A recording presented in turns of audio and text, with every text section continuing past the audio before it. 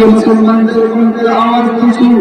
এই কারণে আজ মুসলমানদের বিচার মার্কায় আজকে মুসলমানদের কণ্ঠে আওয়াজ কিছু, এই কারণে আজ মুসলমান চেষ্টিয়ার মার্কায় আজকে মুসলমানদের কণ্ঠে আওয়াজ কিছু, এই কারণে আজ মুসলমান বস্তিয়ার মার্কায় আজকে মুসলমানদের কণ্ঠে আওয়াজ কিছু হওয়ার কারণে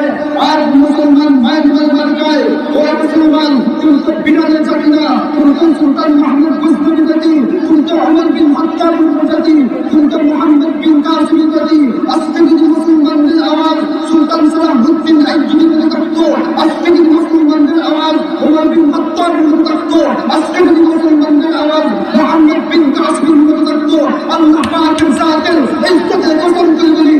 এক আমেরিকা নয়, এক মায়ানমার নয়, লক্ষ কোটি মায়ানমার, লক্ষ কোটি নাস্তিকদের বাচ্চা, লক্ষ কোটি মুরগিদের বাচ্চা মুসলমানদের দিকে চোখ তুলে কথা বলে সরকার না, অনেকটা ঠিক